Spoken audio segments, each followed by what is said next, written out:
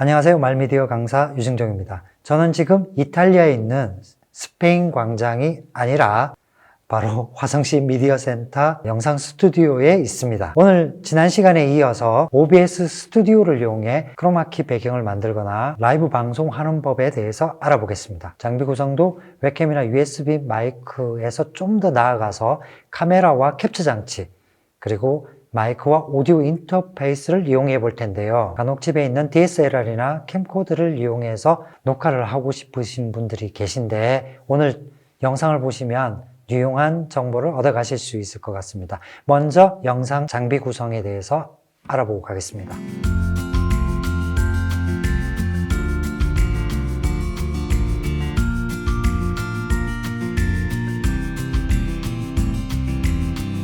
지난 시간에 이제 이용했던 웹캠 같은 경우에는 USB 단자를 바로 컴퓨터에 꽂아서 사용했으면 됩니다. 그런데 집에 있는 카메라나 DSLR을 이용할 경우에는 별도의 장치가 필요한데 바로 캡처 카드입니다. 카메라 같은 경우에는 HDMI 케이블로 영상을 전송하는데 컴퓨터에 별도로 입력할 수 있는 단자가 없습니다. 그래서 HDMI를 USB로 변환해주는 캡처 카드라는 게 필요한 것이죠. 마이크 같은 경우에도 USB 마이크는 바로 컴퓨터에 꽂아 쓰면 되지만 우리가 흔히 보는 이런 콘덴서 마이크나 다이나믹 마이크 같은 경우에는 오디오 단자를 컴퓨터에 별도로 꼽는 장치가 필요한데 그게 바로 믹서나 오디오 인터페이스입니다. HDMI 종류는 세 가지가 있는데 마이크로, 미니, 일반적인 HDMI 케이블이 있습니다. 지금 이 카메라 같은 경우에는 마이크로 HDMI인데 캠코더에 이렇게 꽂고요. 캡처 카드에 이렇게 보시면은 이제 일반적인 HDMI 케이블을 캡처 카드에 이렇게 연결하게 됩니다. 연결하고요. 마이크 같은 경우에는 보시면 이걸 XLR 단자라고 하는데 이 XLR 단자를 컴퓨터에서 꽂을 수 없기 때문에 먼저 마이크를 꽂고요. 여기 보시면 오디오 인터페이스에는 이렇게 앞쪽에 꼽는 부분이 있습니다. XLR 단자는 이렇게 해서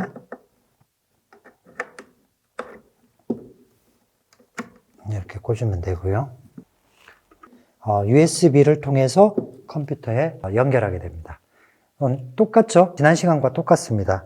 지난 시간에는 웹캠을 그냥 바로 USB로 꽂고 USB 마이크를 바로 또 꼽는데 이번 시간에는 이렇게 중간에 USB로 변환해주는 장치가 있는 것이죠. 만약에 별다른 화면 구성이 필요 없다면 스마트폰으로 바로 라이브 방송을 하거나 카메라를 유튜브에서 제공하는 라이브 관전실에 바로 연결해서 사용해도 될 겁니다. 그런데 지난 시간에 말씀드린 것처럼 OBS 스튜디오를 이용하는 이유는 다양한 화면 구성이 가능하기 때문입니다. 아까 보셨던 크로마키의 배경을 이용한다든지 PT 자료를 띄워서 실시간으로 온라인 방송을 할 경우에는 OBS 스튜디오를 이용하는 것이 가장 효과적입니다. 그럼 지난 시간에 이어서 OBS 스튜디오 활용법을 알아보겠습니다. 오프닝에서 말씀드린 대로 크로마키를 이용해서 내 뒷배경을 변경하는 방법에 대해서 알아보겠습니다. 먼저 편집 방식을 눌러서요. 화면을 대기화면과 송출화면 이렇게 두 개로 나누어 보겠습니다. 그리고 장면에 지금은 이제 비디오 캡처 장치는 불러와 있습니다. 비디오 캡처 장치 불러오는 방법에 대해서는 지난 시간에 알려드렸으니 1편을 참조하시면 되실 것 같습니다. 제 뒤로 보이시는 이 파란 배경에 들어갈 이미지를 또 불러와야겠죠. 그래서 이미지 그리고 배경 1. 오프닝에서는 스페인 광장을 불러왔는데요. 이번에는 좀 다른 배경을 불러보겠습니다. 이미지가 굉장히 큰데요. 전에 말씀드렸듯이 클 때는 이렇게 줄여주시면 됩니다. 이렇게 해서 이 정도, 이 정도 이렇게 맞춰주고요. 파란색 대신 들어가는 배경이기 때문에 제가 앞에 나와 있어야겠죠. 그럼 소스 목록에서 비디오 캡처 장치가 위쪽에 가 있어야 됩니다. 그래서 위쪽 아래쪽 옮기실 때는 이렇게 선택을 하시고 화살표를 울리면 위로 올라옵니다.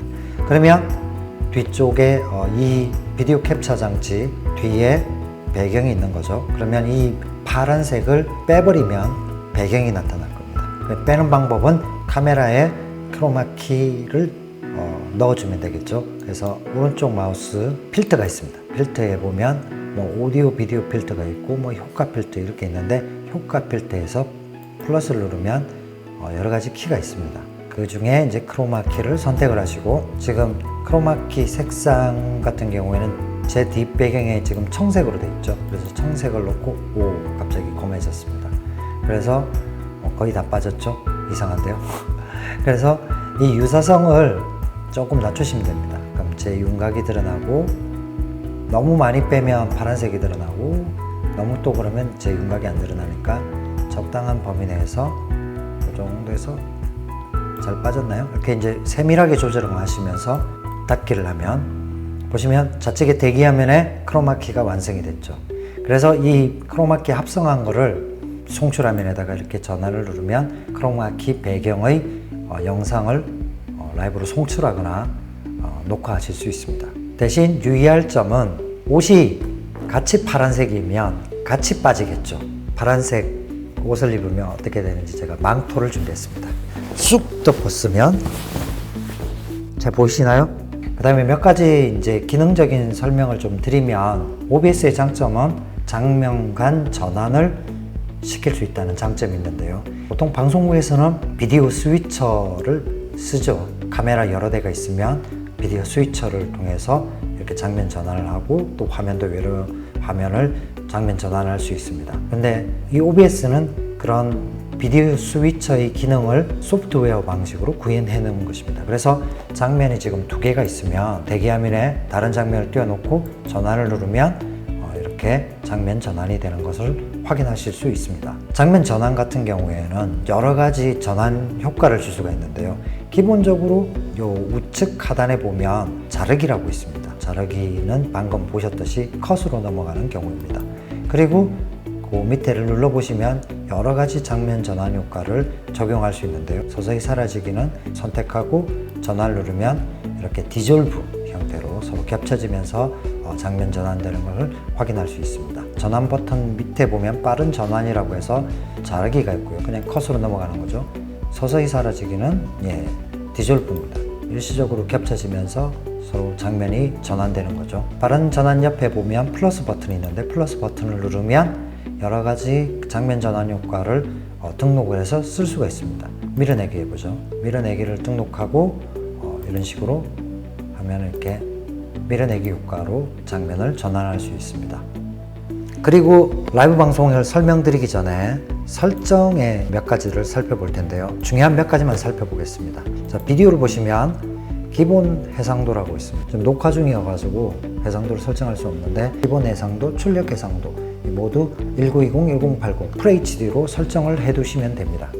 이 기본 캔버스 해상도를 너무 작게 하거나 크게 하면 FHD로 불러와도 이미지가 크거나 작거나 이렇게 보이게 됩니다. 그래서 기본적으로 방송 송출 해상도는 1920, 1080이기 때문에 기본 해상도를 1920, 1080에 꼭 두시기 바랍니다. 그리고 이제 방송해 보시면 라이브 방송을 하기 위해서 스트림 키를 집어넣는 곳입니다. 서비스를 눌러보면 유튜브나 페이스북 여러 가지가 있죠. 이런 플랫폼들이 여러 가지가 보입니다. 유튜브를 선택을 하시고 스트림 키를 집어넣는 곳이 있습니다. 이 스트림 키는 OBS와 동영상 플랫폼의 약속이죠. 그래서 이 키를 동영상 플랫폼, 그러니까 즉 유튜브에서 스트림 키를 받아서 이 OBS에다가 복사해서 붙여 넣으면 서로 이렇게 연결이 돼서 방송을 하실 수가 있습니다. 그럼 스트림 키를 어떻게 찾느냐? 유튜브에 먼저 들어가시고 카메라 모양의 만들기 아이콘이 있습니다. 그걸 누르면 실시간 스트리밍 시작이라고 되어 있죠. 물론 로그인을 한 상태여야 됩니다. 그래서 실시간 스트리밍 시작을 누르면 라이브 관제실이 나오게 됩니다.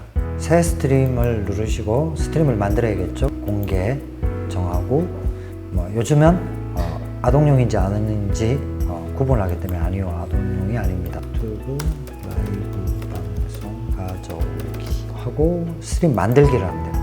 그러면 여기 보시면 스트림 키라고 있습니다. 보시면 여기 스트림 키, 눈을 제하면 스트림 키가 보이기 때문에 이 스트림 키를 그대로 여기 복사 버튼을 누르시고 OBS에서 와서 우측 하단에 보면 설정이 있습니다. 설정 창에 들어가서 방송을 누르시고 그대로 컨트롤 V 복사해서 붙여 넣으시면 적용하고 확인을 누르면 유튜브로 방송할 준비가 끝난 겁니다. 우측 하단에 보면 방송 시작을 누르면 정말로 방송을 시작할까요? 네, 가짜로 할 수는 없지 않습니까? 아까 라이브 관제실을 가면 여기 이제 미리 보기 화면에 떠야 됩니다. 약간의 지연이 있습니다. 컴퓨터 사양이나 인터넷 환경에 따라서 지연 속도가 좀 차이가 있긴 한데 기본적으로 지연이 있다는 걸 염두에 두시면 좋을 것 같습니다. 그리고 이렇게 미리 보기가 뜨면 우측에 보면 시작 버튼이 있습니다. 누르면 라이브 방송이 시작되는 겁니다. 라이브가 끝나면 라이브 관제실에서 종료 버튼을 누르고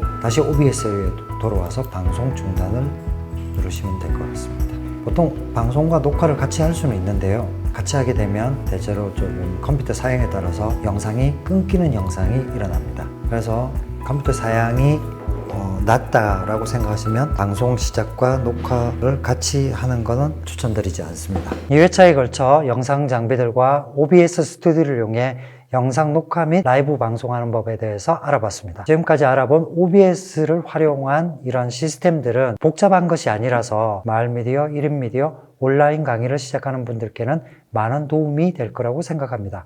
그럼 다음 시간에는 소리 스튜디오에서 믹서와 오다시티에 대해서 알아보겠습니다. 감사합니다.